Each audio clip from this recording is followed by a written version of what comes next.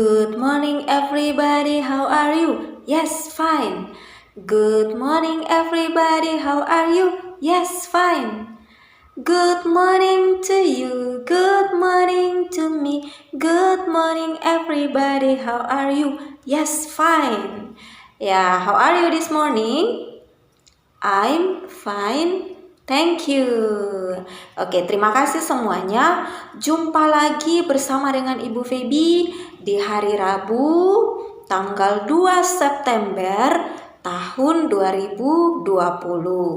Kita akan belajar firman Tuhan dalam bentuk pengaliran karakter untuk hari ini, masih dengan karakter kasih, konsep yang ketiga, kesatuan. Ayat hafalannya masih sama, Yohanes pasal 15 ayat 17 bagian B. Kasihilah seorang akan yang lain. Oke anak-anak, karena hari ini hari Rabu, jadi pengaliran karakternya dalam bentuk feeling. Ibu Feby akan menceritakan sebuah cerita untuk anak-anak. Tapi sebelumnya kita akan berdoa lebih dulu ya. Lipat tangannya, tutup matanya, dan kita berdoa bersama. Tuhan Yesus, terima kasih untuk hari ini. Kami mau belajar, mari Tuhan memberkati kami.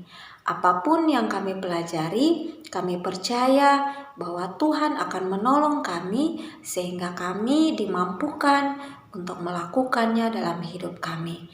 Di dalam nama Yesus kami berdoa, haleluya, amin. Oke, yel-yelnya masih ingat? Anak TK Kristen Citra Bangsa, bersama Yesus, aku pasti bisa. Sekali lagi, bersama Yesus, aku pasti bisa. Oke, bersama dengan Tuhan Yesus, kita pasti bisa melakukan banyak perkara. Ya, are you ready to hear the story? Apakah kamu sudah siap untuk mendengarkan ceritanya? Duduk yang baik, kelipat tangannya, dan dengarkan ceritanya. Karena ada pesan moral atau ada hal baik yang menjadi pembelajaran penting bagi kita di akhir cerita nanti. Pernah ada penduduk desa yang baik dan sederhana. Namanya Bapak Austin. Bapak Austin ini adalah seorang ayah dari 4 anak laki-laki. Dia baik sekali. Dia sayang sama anak-anaknya. Dia bekerja keras untuk mencukupi kehidupan daripada anak-anak ini.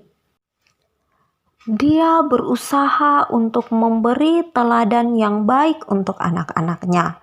Dia hidup ramah dan menghargai tetangga-tetangganya. Dia tidak pernah bertengkar dengan satu orang pun dari mereka. Mereka juga punya rumah yang nyaman untuk mereka tinggali. Anak-anaknya pun hidup dengan baik karena memperhatikan keteladanan ayah mereka. Bapak Austin ini senang sekali membaca Alkitab. Setiap malam setelah pekerjaannya selesai dan semua anak-anaknya sudah tidur, Bapak Austin mengambil Alkitab dan mulai membacanya. Bapak Austin percaya bahwa melalui pengajaran Tuhan Yesus di dalam Alkitab yang dia baca akan membuat dia belajar untuk menjalani kehidupannya menjadi lebih baik.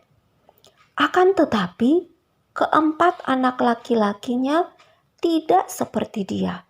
Mereka tidak menyukai ketika papanya menceritakan kisah-kisah yang ada di Alkitab.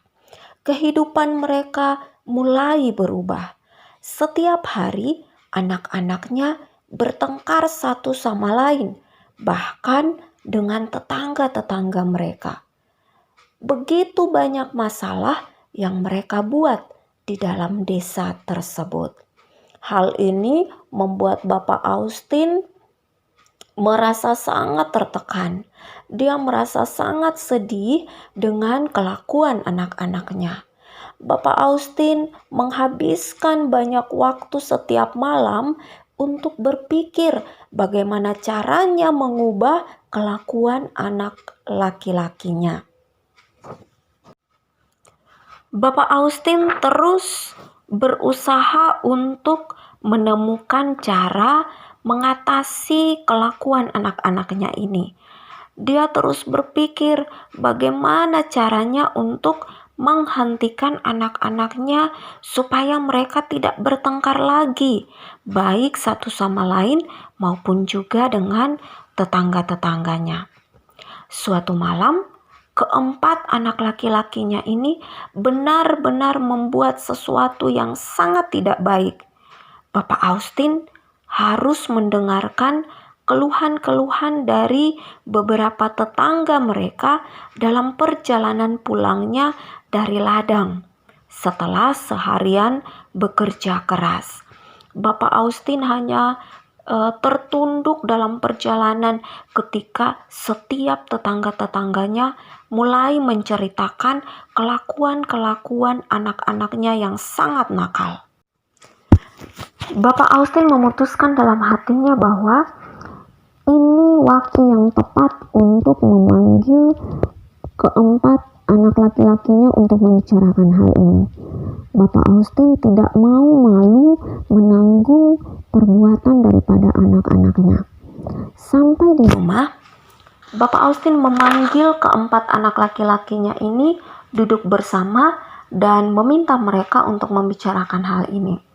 Sebelumnya, Bapak Austin sudah membawa sapu lidi dari dapur dan Bapak Austin letakkan di depan anak-anaknya. Kemudian Bapak Austin meminta mereka untuk mencoba mematahkan sapu lidi ini. Bapak Austin meminta anaknya yang sulung lebih dulu. "Kakak, coba kamu patahkan sapu lidi ini." Si kakak mengambil sapu lidi ini dan berusaha untuk mematahkannya, tapi tidak bisa. Kemudian mereka melakukannya secara bergantian sampai dengan si bungsu. Papa, aku tidak bisa. Ini terlalu kuat, terlalu keras untuk dipatahkan." Kemudian Bapak Austin mengambil sapu lidi ini, membuka ikatannya dan melepaskan lidi-lidinya berjatuhan. Kemudian Bapak Austin meminta mereka untuk mematahkan lidi-lidi ini. "Oh, ini gampang, Papa," kata anak Bapak Austin yang bungsu. Si bungsu mengambil lidi-lidinya dan dengan mudah mematahkannya satu persatu, diikuti dengan kakak-kakaknya yang lain. Bapak Austin membiarkan mereka melakukan hal itu sampai lidi-lidi dari sapu tersebut habis dipatahkan. Kemudian Bapak Austin berkata kepada mereka, "Anak-anak, lidi-lidi dari sapu ini mudah sekali dipatahkan ketika mereka tidak diikat bersama dalam satu ikat seperti sapu lidi yang utuh tadi. Kita juga sama, anak-anakku. Satu persatu kita bisa dipatahkan ketika kita tidak ada dalam kesatuan. Tapi ketika kita bersama, ketika kita bersatu, kita pasti kuat." Sejak saat itu, keempat anak laki-laki dari Bapak Austin tidak bertengkar lagi. Mereka belajar untuk hidup saling mengasihi, saling menghargai satu sama lain, baik dalam keluarga maupun bersama dengan tetangga-tetangganya. Ya anak-anak, terima kasih sudah dengarkan ceritanya. Apa yang menjadi pembelajaran dari cerita tadi ya? Ya, pembelajarannya adalah kalau kita hidup dalam keluarga, kita harus menjaga kesatuan. Kita harus saling mengasihi antara papa, mama, kakak, adik, dan juga saudara-saudara yang tinggal di dalam rumah kita. Kita harus saling memperhatikan, karena ketika kita bersatu, ketika kita ada dalam kesatuan, seperti sapu lidi tadi, kita pasti kuat. Ya, terima kasih sudah belajar bersama. Kita akan berdoa, kemudian anak-anak boleh melanjutkan dengan kegiatan main yang belum anak-anak selesaikan ya. Oke, lipat tangannya, mari kita berdoa. Tuhan Yesus, terima kasih. Kami sudah belajar kebenaran-Mu melalui cerita yang anak-anak dengarkan, dan ada pembelajaran dari cerita tersebut. Mari menolong kami dalam pekerjaan Roh-Mu yang kudus, sehingga walaupun anak-anak kami ada di rumah bersama dengan orang tua, kebenaran ini boleh menjadi bagian dalam hidup mereka, dan Tuhan menolong supaya mereka mampu melakukannya. Terima kasih Tuhan, supaya kami bisa hidup saling mengasihi, saling memperhatikan, hidup dalam kesatuan. Terima kasih banyak Bapa. Di dalam nama Yesus kami berdoa dan mengucap syukur. Amin. Oke, terima kasih semuanya sudah belajar bersama. Sampai jumpa. Tuhan Yesus memberkati.